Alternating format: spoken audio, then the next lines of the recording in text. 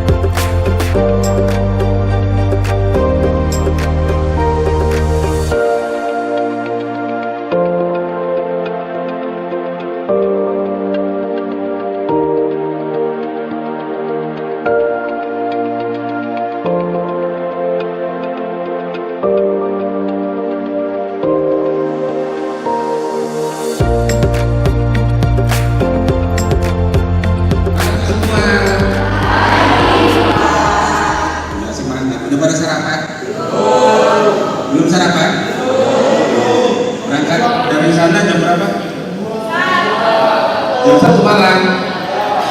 Berarti oke lah, sebelum pro pameran ya, nanti akan saya jelaskan dulu tentang sejarah dari museum ya.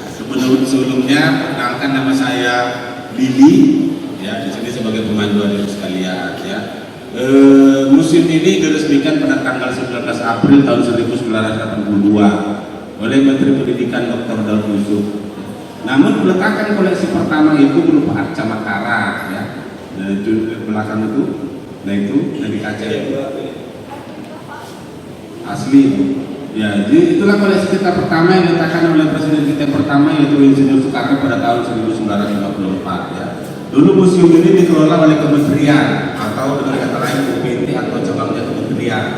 Nah, pada tahun 1999 sampai tahun 2000 itu terjadi otonomi daerah dan museum ini diserahkan ke pemerintah Provinsi Sumatera Utara. Sekarang dikelola oleh pemerintah Provinsi Sumatera Utara ya, yang disebut dengan Museum Negeri Provinsi Sumatera Utara ya. Banyak orang bilang Museum Medan ya. Medan itu belum punya museum, jadi ini Museum Negeri Provinsi Sumatera Utara ya. Nah, apa itu pengertian dari museum ya? Pengertian dari museum adalah suatu lembaga yang bersifat tetap, tidak mencari keuntungan dan terbuka untuk umum. Jadi semua boleh ke museum, tidak ada batasan usia ya, mulai dari yang baru lahir, nenek-nenek, kakek-kakek ya, semua boleh ya. Nah, fungsi museum apa? Fungsinya untuk mengumpulkan, merawat, memamerkan dan mengedukasikan koleksi-koleksi peninggalan sejarah nenek moyang kita masa lalu ya. Di samping itu museum juga sebagai tempat rekreasi dan penelitian ya. Dan kalau ada taman ini dari SMA, kuliah S1 ya, bisa penelitiannya di museum ya, S2 di museum, S3 di museum ya. Ada satu koleksi bisa jadi doktor S3. Nah, itulah fungsi museum ya. Nah, nanti hari penelitian kita mulai dari ruang prasejarah. Di sini ada ruang prasejarah dengan bikin koleksi-koleksi manusia purba ya. Manusia purba terbagi dua, Homo erectus dan Homo sapiens ya. Homo erectus itu manusia purba yang belum memiliki pikiran ya, belum tahu ngapa-ngapain ya, jadi mereka tidak menggunakan pakaian ya. Mengolah makanan juga belum bisa, kasih buruan ditangkap langsung dimakan mentah-mentah. Beda dengan Homo sapiens yang sudah mulai memiliki kecerdasan dan kepintaran, sudah bisa membuat pakaian yang terbuat dari kulit hewan. Nah, mengolah makanan juga sudah bisa, kasih buruan ditangkap, dipotong dan dibakar, direndam dan ditumis baru dimakan ya. Jadi udah cerdas ya, Homo sapiens. Nah, nanti masuk ke sebelah kanan ya, di situ tampilkan koleksi megalitik ya, megalitik atau nenek moyang kita sebelum mengenal agama. Seperti tongkat tukar penaluan dari Bata Toba, dulu digunakan pada upacara ritual memanggil hujan dan memberhentikan hujan. Dulu hujan bisa didatangkan, ya, bisa diberhentikan. Nah, itulah dengan kekuatan gaib ya. Nah, kemudian ada juga peti mati dari Nias, ya. Kemudian ada penghulu balang dari Batak Toba, Mejan dari Daily, ya. Fungsinya untuk menjaga kampung, ya. Jadi kalau ada orang pencuri, patung Mejan ini bisa mengeluarkan suara, ya. Jadi makanya dulu waktu masih SD, SMP nggak pernah lihat polisi, ya. Satu pun nggak pernah lihat polisi, karena semuanya aman tanpa dijaga polisi. Sekarang HP di samping pun bisa hilang, ya. Kalau dulu semuanya aman, ya. Nah, terdapat juga pustaka akhlak yang ditulis dengan menggunakan aksara Batak, isinya tentang santet, guna-guna, ya, ilmu pelet, ya, kemudian pengobatan, kemudian penolak bala, dan hari baik hari buruk. Dulu ada hari buruk, ya. Kalau mau bikin hajatan atau pesta dulu itu harus bertanya pada dukun. Kalau nggak bertanya pada dukun, nanti pestanya bisa berantakan, yang tendanya bisa terbang, ya. Masa RT-nya nggak bisa mendidih, pada dari masa sampai berjam-jam, 5 jam nggak bisa mendidih, ya. Masak nasinya nggak bisa masak, gitu. Nah itu katanya harinya nggak baik, ya. Jadi dulu tahun-tahun 70-an ya, itu masih itu berlaku tuh. Semua pesta itu harus bertanya pada dukun. Nah itu dulu kepercayaan sebelum mengenal agama itu. Di situ ada koleksinya yang beraliran dunia mistis, ya. Sekarang nggak lagi, ya. Nanti jangan ada yang takut, oh di sini nanti ada peletnya, enggak, ya. Nah itu, tapi kalau kita bisa baca, ya, di situ memang diajarkan cara pelet, cara santet, ya, cara apa itu namanya, penangkal bala gitu. Di aksara itu diajarkan, gitu. Karena dia menggunakan aksara Batak, jadi nggak semua orang bisa membaca, ya. Nah kemudian masuk ke ruang Islam, ditampilkan koleksi berhubungan dengan sejarah Islam, ya. Nanti Anda bisa lihat bahwa masuknya Islam ke Sumatera Utara itu dari jalur perdagangan yang ada di Barus. Tahu Barus? Tahu Barus gimana? Kapten, ya, Barus. Dari situ, makanya situs peradaban Islam terbesar di Indonesia itu di Barus, ya. Gitu. Nanti kalau ada ke Barus itu ada namanya makam papan tinggi, ya. Kalau naik ke makam itu lewati 1000 tangga. Nggak semua orang bisa nyampe biasanya, ngos-ngosan aja karena di atas gunung. Ya makamnya itu ada sekitar panjangnya 12 meter, tinggi makamnya itu 6 meter, jadi ada di situ. Nah di situ ada replika nisan makam papan tinggi, nanti Anda bisa lihat, ya. Nah masuk ke ruang selanjutnya, ruang kolonial, terdapat tentang sejarah perkebunan, ya. Nah Belanda datang ke Sumatera Utara itu ternyata bukan hanya menjajah secara fisik, tetapi menguasai lahan yang ada di Sumatera Utara, ya, bekerja sama dengan Sultan Delhi membuka perkebunan. Dulu yang ditanam itu tembakau Delhi, makanya dulu terkenal tembakau Delhi itu kualitasnya nomor 1 di dunia, ya. Jadi Belanda mengambil pekerja atau buruh dari masyarakat setempat seperti Melayu, Batak, Karo, nggak ada yang mau. Jadi Belanda mengambil inisiatif mendatangkan pekerja atau buruh Cina dari Penang, Malaysia, ya. Kurang lagi didatangkan dari India, kurang lagi didatangkan dari Jawa. Ada orang Cina di sini? Ya, ada orang India? Ya, ada orang Jawa? Orang Jawa? Ini tangan, angkat tangan orang Jawa. Nah ini hasil kerja Belanda. Serius? Iya serius. Kalau Belanda nggak buka perkebunan di Sumatera Utara, nggak ada orang Jawa. Makanya bisa lihat semua perkebunan orang Jawa kan? Iya, itu dia dari sejarah kolonial dulu. Gitu. Makanya ada istilah Pujakesuma. Tahu Pujakesuma? Putra Jawa kelahiran Sumatera. Gitu, ya. Gitu. Jadi mungkin kalau ada pertanyaan kenapa banyak Cina, India, Jawa di Sumatera Utara, nah itu sejarahnya dari sejarah kolonial atau Belanda membuka perkebunan yang ada di Sumatera Utara, ya. Nah kemudian naik ke lantai 2 ditampilkan koleksi daur hidup mulai dari kelahiran sampai kematian, ya. Ditampilkan koleksi-koleksi peralatan makan sirih, ya, seperti kacip untuk membelah pinang. Dulu gak ada parang, gak ada pisau, ada kacip namanya, kemudian ada tutu, ya. Nah, kalau orang Karo itu kalau sebelum dimakan sirihnya ditumbuk dulu sampai halus baru dimakan, ya. Orang Sumatera Utara khususnya Batak itu semua rata-rata etnisnya makan sirih, ya. Melayu juga sirih tapi bukan dimakan, tapi itu upacara adat, ya, kalau Melayu. Nah kalau di Nias yang makan sirih laki-laki bukan perempuan, ya. Nah kemudian nanti terus ke koleksi pertanian, ya, perikanan, perdagangan dan sebagainya, ya. Terdapat juga peti mati yang berasal dari Batak Toba. Ya nanti Anda bisa lihat ada peti mati di situ, ya. Peti mati itu masih bisa dibuka, ya, tapi siapa tahu ada yang capek jangan masuk ke dalam, ya. Istirahat, ya, nanti nggak bisa keluar, ya. Ya, nanti bisa lihat. Pernah lihat film vampir kan? Vampir itu, nah itu peti mati seperti itu masih terbuka ya. Tapi jangan nanti masuk ke dalam, nggak boleh. Ya. Nah terdapat juga miniatur rumah adat dari berbagai etnis yang ada di Sumatera Utara. Ya.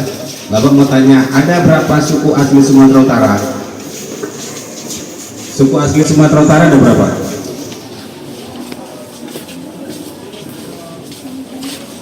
Ada yang tahu suku asli Sumatera Utara ada berapa?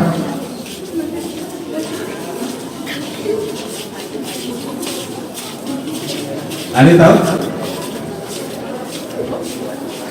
Gak ada? Ya, suku asli Sumatera Utara itu ada 8 ya, 8 5 Batak, Toba, Karo, Simalungun, atau Madaini, Papak Daini ya, Melayu, Nias, Pesisir Boga ya, jadi ada 8 ya. Nah kemudian terus nanti terdapat koleksi tenun ya, tenun dari berbagai etnis yang ada di Sumatera Utara ya. Nah tenun ya dari Sumatera Utara itu namanya berbeda-beda sesuai dengan etnisnya masing-masing ya. Kalau di Batak Toba namanya ulos, di Karo namanya uwis ya, di Simalungun namanya hiung ya, di Melayu namanya songket ya, di Papak Daun namanya oles ya. Jadi jangan bilang orang Simalungun itu pakai ulos ya, jangan bilang orang Karo pakai ulos ya. Jadi Karo itu uwis namanya, di Simalungun hiung, jadi semuanya beda-beda ya.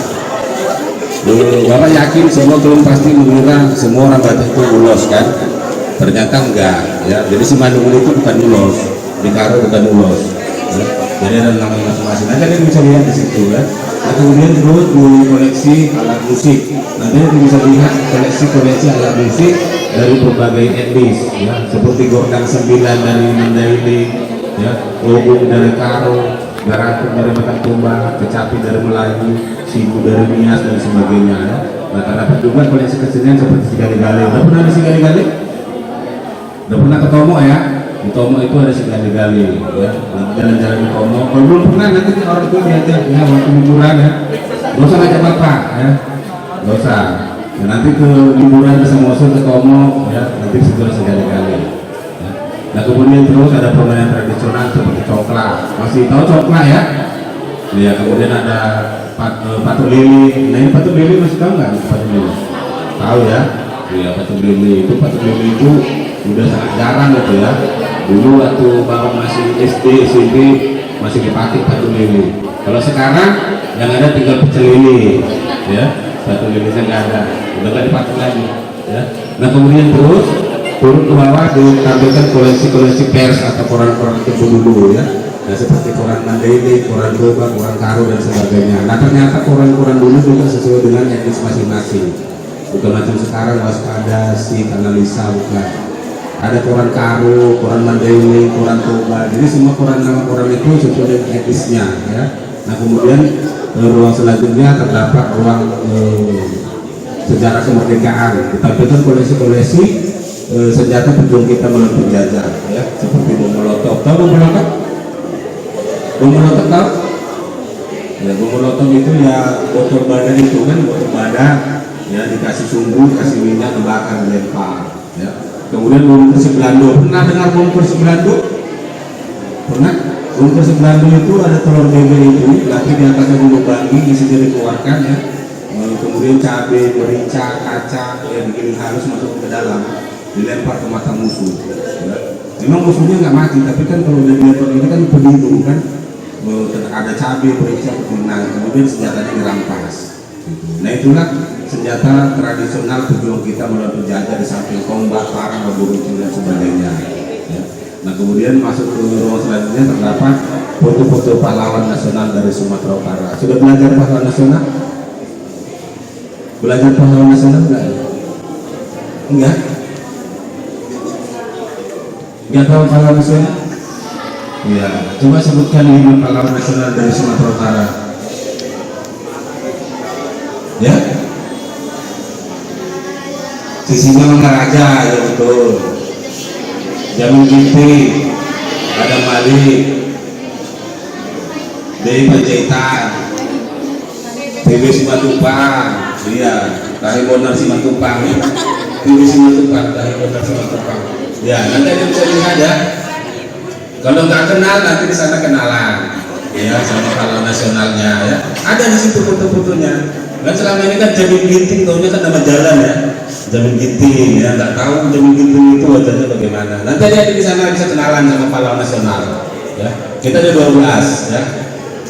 Kemudian di sini nanti masuk ruang foto-foto gubernur ditampilkan secara digital ya, mulai yang pertama sampai yang sekarang.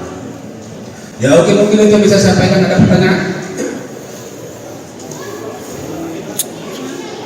Ada pertanyaan? Ya, boleh saya bertanya? Boleh? Boleh? Enggak? Jadi pada lapar, pada lemas nih. Belum mandi kayak, ada kayaknya belum mandi ya? Oh, baru mandi. Iya. Oke, kalau nggak ada pertanyaan ya, kalau lagi apa bisa dilihat-lihat ya. Jadi story kita tadi sudah jelaskan mulai dari prasejarah terus ke sana, nanti naik ke atas ya, nanti turun ke sebelah sini, naik lagi ke sana. Oke, cukup sekian yang bisa saya sampaikan. Selamat datang di Museum Mobil Provinsi Sumatera Utara. Semoga kita dapat berjumpa di lain kesempatan. Tepuk tangan untuk kita semua.